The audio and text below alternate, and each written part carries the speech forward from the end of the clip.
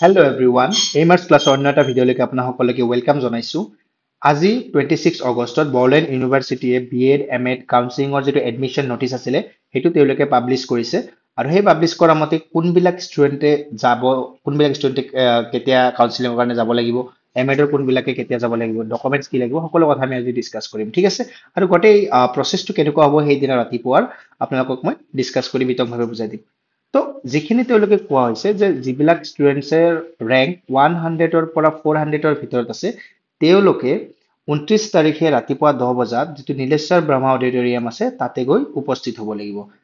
আৰু যিসকলৰ ৰেংক 401ৰ পৰা 659ৰ ভিতৰত আছে তেওঁলোকে 30 আগষ্টত ৰাতিপুৱা 10 বজাত একে সময়তে তেওঁলোকে যাব লাগিব তো এদিন পিছত হ'ব যিসকলৰ ৰেংক 400ৰ প্লাছ আছে ঠিক আছে আৰু এমএডৰ কাৰণে 1ৰ পৰা 77 ৰেংক পোৱা যিখিনি ছাত্ৰ ছাত্ৰী আছে তেওঁলোকক 30 আগষ্টতে ৰাতিপুৱা নহয় এইটো আবেলি হ'ব তেওঁলোকৰ আবেলি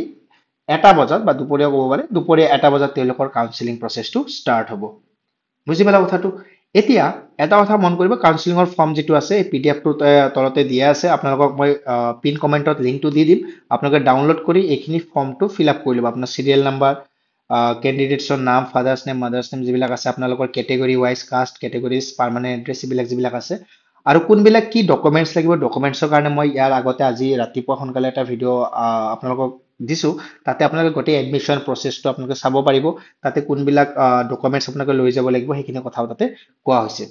শেষত আপোনালোকক আৰু এটা মই কৈ দিওঁ ইয়াতে দুটা MAd আৰু BEd দুটা ফৰ্মে দিয়া আছে আপোনালোকৰ যদি MAdৰ হয় MAdৰ ফৰ্মখিনি ফিল আপ কৰি লৈ যাব আৰু ওপৰৰ যিটো ফ্ৰণ্ট ফাৰ্ষ্টৰ পেজটোৱে আছে সেইটো হৈছে BEdৰ কাৰণে ঠিক আছে তো এতিয়া আপোনালোকে এডমিশ্যনৰ দিনা কেনেকুৱা ধৰণৰ প্ৰচেছ হ'ব মই কৈ দিছোঁ ৰাতিপুৱা 10 বজাত যিহেতু কৈছে আপোনালোকে 5-10 মিনিট 15 মিনিট আগতেই যায়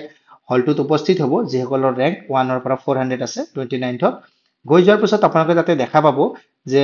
কাউন্সিলিঙৰ কাৰণে তাতে এটা ফৰ্ম দিয়া হ'ব আপোনালোকক ফৰ্মটোৰ ফিজ যোৱা বছৰ 1000 টকা আছিলে এইবছৰ চাগে 1000 টকাৰ ভিতৰতে ফৰ্মটো দিব অলপ পইচাটো আপডাউন হ'ব পাৰে বাট যিমানটো সম্ভৱ 1000 টকাই থাকিব কাউন্সিলিং ফৰ্মটো লৈ কিনে আপোনালোকক এটা ৰিচিপ্টো দিব পইচাটো দিয়াৰ কাৰণে ৰিচিপ্টটো আপোনালোকৰ লগতে ৰাখিব আৰু ফৰ্মটো ফিল আপ কৰি কিনে তাতে ষ্টেজ এখন আছে হলটোৰ ভিতৰত ঠিক আছে তো ষ্টেজটোৰ ওপৰত প্ৰত্যেকটো কলেজৰে যিখিনি কলেজ এফিলিয়েটেড কলেজ আছে বড়োলেণ্ড ইউনিভাৰ্চিটিৰ আণ্ডাৰত তেওঁলোকৰ কলেজৰ যিখিনি ফেকাল্টিছ আছে তেওঁলোকে তাতে উপস্থিত থাকিব নিজৰ নিজৰ বেনাৰবিলাক লৈ কিনে যাতে আপোনালোকে চিনি পায় আৰু তলত থাকিব ডকুমেণ্ট ভেৰিফিকেশ্যনৰ কাৰণে বড়োলেণ্ড ইউনিভাৰ্চিটিৰে ফেকাল্টিছসকল তো আপোনালোকে সকলো ডকুমেণ্টছ কিনবিলাক ডকুমেণ্টছ লৈ যাবলৈ মোৰ আগৰ ভিডিঅ'টো চালে আপুনি গম পাব আজি ৰাতিপুৱাৰ ভিডিঅ'টো তাতে সেইখিনি ডকুমেণ্টছ লৈ যায় কিনে এইখিনি ভেৰিফিকেশ্যন কৰাব জেৰক্স কপি লৈ যাব 2-3খনকৈ প্ৰত্যেকটো ডকুমেণ্টৰে লৈ যাই কিনে চোৱাৰ পিছত তেওঁলোকৰ নিজৰ নিজৰ পচন্দ মতে কলেজত আপোনালোকে গৈ কিনে ওপৰত গৈ কিনে ষ্টেজত এডমিশ্যন প্ৰচেছটো কৰিব পাৰিব এতিয়া এডমিশ্যন প্ৰচেছৰ সময়ত ফিল আপ হৈ গৈ থাকিব তো আপোনালোকৰ যিটো কলেজত ভাল লাগে সেইটো কলেজৰ ডেস্কত গৈ বহিলে হ'ল আৰু তাৰে যিজন হেড থাকে হেডৰ লগত কথা পাতি আপোনালোকে এডমিশ্যনৰ যিখিনি ক্ৰাইটেৰিয়া আছে ফুলফিল কৰিব পাৰিব আৰু তাৰ পিছত সেই কলেজৰ যিখিনি এডমিশ্যন ফিজ আছে সেই ফিজৰ কিছু এটা অংশ তাতে জমা দিলে 5-7 হাজাৰ টকা কিবা এটা চবৰে থাকে সেইখিনি জমা দিব লাগিব আৰু তাৰ পৰা এডমিশ্যন আপোনালোকৰ কাউন্সিলিং হৈ যোৱাৰ পিছত এডমিশ্যন কাৰণে 2-3 দিন পিছতে তেওঁলোকৰ নিজা নিজাববীয়া যিখিনি কলেজেছ আছে কলেজেছত গৈ কিনে আপোনালোকে কি কৰিব বাকী থকা ৰিমেইনিং ফিজখিনি আপোনালোকে তাতে গৈ জমা দিব ঠিক আছে যিসকল ছাত্ৰ ছাত্ৰীয়ে চিট পাব তেওঁলোকক বহুত বহুত ধন্যবাদ এডমিশ্যন প্ৰচেছটো বহুতেই ইজি হয় যিবিলাকে পে'মেণ্ট কৰিব পে'মেণ্টৰ ৰিচিপ্টবিলাক আপোনাৰ লগত ভালদৰে ৰাখিব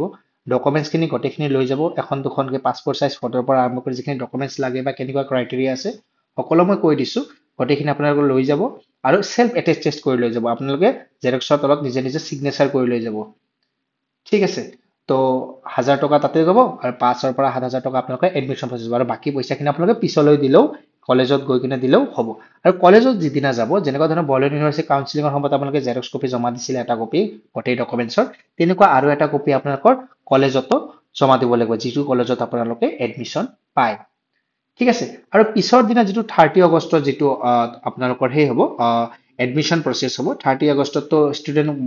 বহুতখিনি এডমিশ্যন লৈ ল'ব অলৰেডি আগৰ দিনাই তো অলপমান কিছু সংখ্যক চিট কম থাকিব ঠিক আছে তো সেইদিনাও অলপমান আপোনালোকে চাব যদি কাৰোবাৰ মাৰ্ক ছেম থাকে তেনেহ'লে গ্ৰেজুৱেশ্যন আৰু পষ্ট গ্ৰেজুৱেশ্যনৰ মাৰ্কৰ ৱাইজত তেওঁলোকক